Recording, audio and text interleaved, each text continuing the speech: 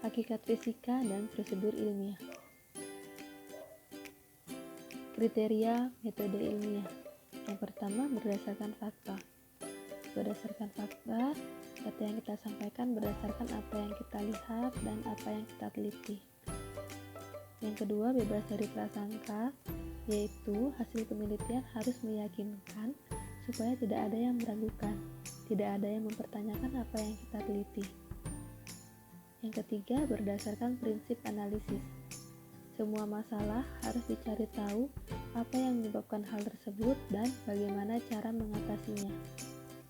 4. Melalui proses hipotesis, yaitu jika ada masalah, maka peneliti wajib menemukan jawaban sementara dari masalah tersebut, atau bisa juga disebut jawaban yang menerka-nerka. Yang kelima, evaluasi dan pengulangan. Penelitian harus dilakukan minimal 3 kali untuk mendapatkan hasil yang akurat. Langkah-langkah metode ilmiah. Yang pertama, identifikasi masalah dan studi pendahuluan. Yaitu kita harus tahu masalah apa yang ingin diteliti, dan masalah itu bisa datang secara sengaja ataupun tidak sengaja. Yang kedua, perumusan masalah. Perumusan masalah bertujuan untuk penelitian supaya tidak melenceng terlalu jauh dari landasan teori, supaya penelitian kita terarah. Dan untuk mengetahui apa yang harus diukur dalam penelitian, apa yang akan kita cari dalam penelitian tersebut. Yang ketiga, pengumpulan informasi. Informasi dapat diperoleh melalui buku, artikel, hasil penelitian terkait, wawancara, dan juga observasi langsung.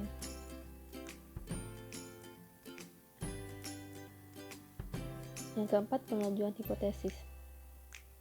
Hipotesis adalah jawaban sementara dari rumusan masalah. Hipotesis bisa disebut juga jawaban dengan menerka-nerka. Terdapat 2 hipotesis, yaitu hipotesis positif dengan jawaban iya atau hipotesis negatif dengan jawaban tidak. Yang kelima, melakukan eksperimen. Eksperimen dilakukan untuk menguji hipotesis yang telah dibuat. Dalam melakukan eksperimen, diperlukan beberapa variabel. Yang pertama, variabel bebas atau independen, yaitu variabel yang mempengaruhi, yang sifatnya mempengaruhi. Yang kedua, ada variabel terikat atau dependent. Itu adalah variabel yang akan kita ukur. Yang terakhir ada variabel kontrol, variabel yang akan kita buat sama.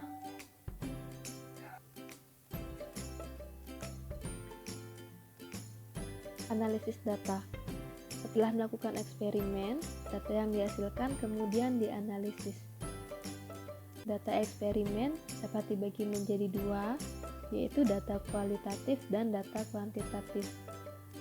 Data kualitatif adalah data dalam bentuk kalimat, sedangkan data kuantitatif adalah data dalam bentuk angka, tabel, grafik, ataupun diagram. Yang terakhir, pengambilan kesimpulan. Terdapat 2 jenis kesimpulan, yaitu hipotesis diterima atau hipotesis ditolak. Contoh penelitian dengan metode ilmiah. Identifikasi masalah dan studi pendahuluan. Misalkan, saat Nisa sedang mencuci telur, Nisa melihat telur-telur tersebut tenggelam di dalam air. Nisa mulai berpikir, apakah telur itu bisa melayang atau mengapung? Bagaimana kalau yang digunakan untuk mencuci adalah air garam? Apakah telur tersebut masih bisa tenggelam?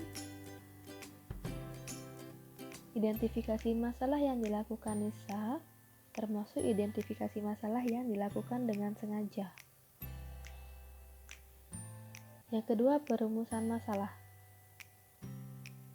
Apakah jumlah garam mempengaruhi daya apung telur di air? Yang ketiga, pengumpulan informasi. Dalam penelitian ini, informasi untuk percobaan bisa diambil dari materi fluida, hukum Archimedes, dan juga melalui artikel dan penelitian yang sudah pernah dilakukan sebelumnya.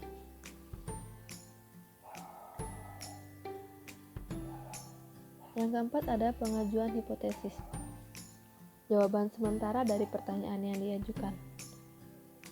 Hipotesis positifnya, jumlah garam mempengaruhi daya apung telur di atas air. Sedangkan hipotesis negatifnya, jumlah garam tidak mempengaruhi daya apung telur di air. Hipotesis digunakan salah satu. Jika menggunakan hipotesis positif, tidak perlu lagi menggunakan hipotesis negatif. Begitu juga sebaliknya.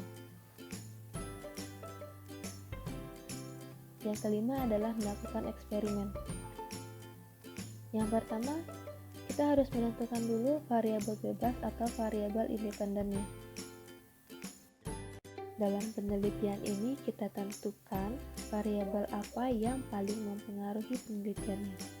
Nah, di sini yang paling mempengaruhi adalah garam. Ada atau tidaknya garam, berpengaruh atau tidak.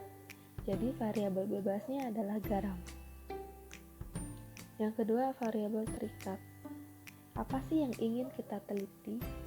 Nah, yang ingin kita teliti di sini adalah daya apung telurnya. Telurnya akan mengapung atau tidak, itu yang akan kita teliti. Lalu variabel kontrolnya, apa sih yang kita akan buat sama? Yang pertama, jenis telur. Jenis telur yang digunakan saat direndam di air tawar dan air garam harus sama. Ukuran telurnya harus sama. Jenis airnya harus sama. Takaran airnya juga harus sama. Jadi kalau misalkan pada air garam kita menggunakan 5 gelas, maka air tawar kita juga harus gunakan 5 gelas. Tidak boleh kurang dan tidak boleh lebih. Nah, setelah menentukan variabel, selanjutnya kita lakukan percobaan sesuai dengan petunjuk praktikum yang sudah ada. Kita ikuti langkah-langkah kerjanya. Setelah itu, catat hasil pengamatan pada tabel. Setelah mendapatkan hasil pengamatan, kita analisis datanya. Jika kita ingin menggunakan data kualitatif, kita bisa buat seperti ini. Saat telur dimasukkan ke dalam air, maka telur akan tenggelam. Saat air ditambah dengan garam sebanyak 4 sendok, telur mulai melayang. Saat air ditambahkan dengan garam sebanyak 10 sendok, telur mulai mengapung.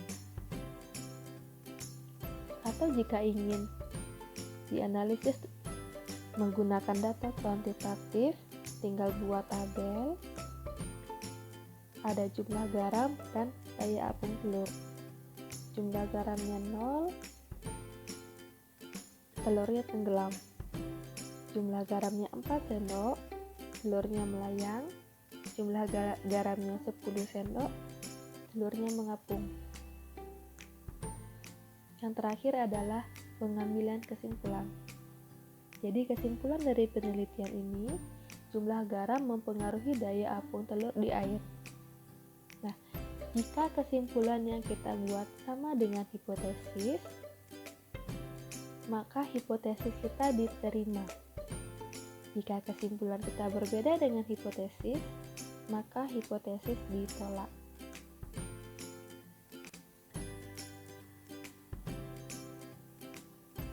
Aturan di laboratorium. Ada beberapa aturan yang harus diikuti oleh siswa saat memasuki laboratorium. Yang pertama, siswa tidak boleh masuk tanpa seizin guru. Yang kedua, dilarang membawa makanan dan minuman ke laboratorium, dilarang menyalakan api, gunakan alat sesuai petunjuk dan seizin guru.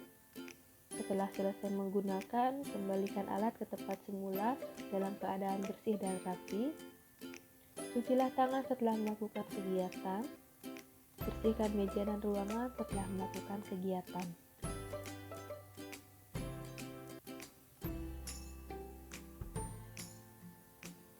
Bahaya di laboratorium. Ada beberapa bahaya yang harus kita hindari di laboratorium.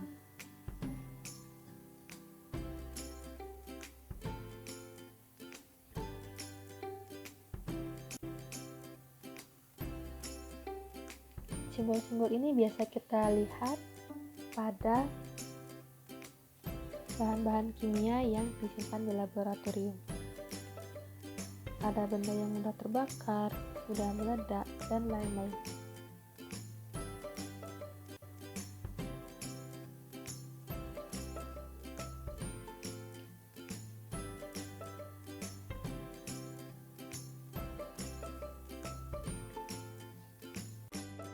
Hakikat fisika dan prosedur.